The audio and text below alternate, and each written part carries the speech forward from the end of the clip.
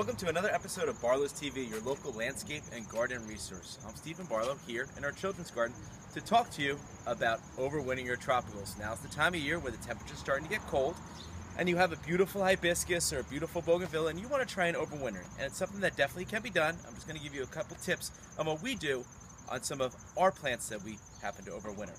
So right here I have this large beautiful hibiscus, and you're going to think I'm crazy, but I'm going to cut this thing way back. So what I want to do is I'm going to cut it back almost halfway to where it was. And if you can see, I'm taking a lot of it off. And don't be concerned, because this will all grow back. So I cut all these branches off so it's a small, round ball.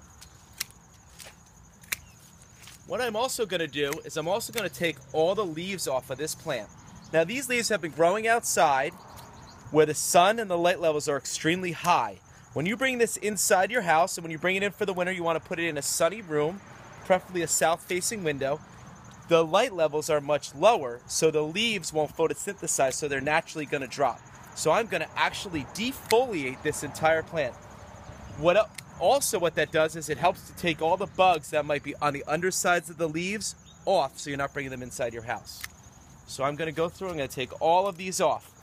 Now the other thing I'm going to do with this plant, once I have everything taken off and it cut way back, is a lot of our hibiscus or other plants that we have on your patio or your garden, they have underplantings. Now these vinca, although they look beautiful right now, you do not want to overwinter them. And these vinca are loaded with insects and bugs. So you really want to make sure you take all of them out of your pot.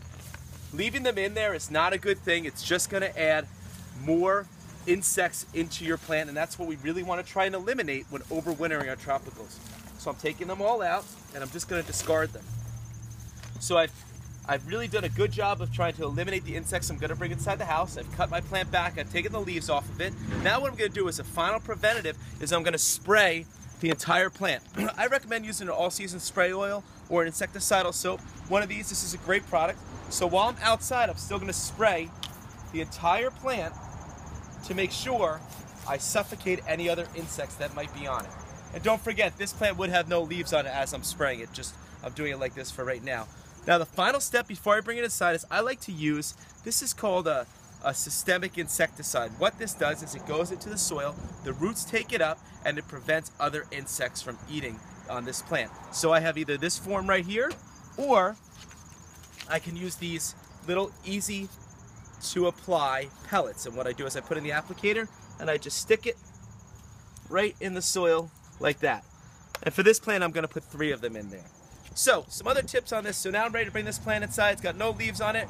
Although it doesn't look pretty, by next year it will. Throughout the winter I want to water it very infrequently. So maybe 2 to 3 times a month. You want to let it run on the drier side. 2, I want to not really fertilize it. I'm going to start fertilizing it again in March. Basically, this plant you just want to keep alive. You don't want to push a lot of new growth out. Once March starts hitting, then that's when you want to start fertilizing it. And then once April 15th, when the fear of a frost, or May 1st comes, you want to feed it heavy and bring it outside to your porch.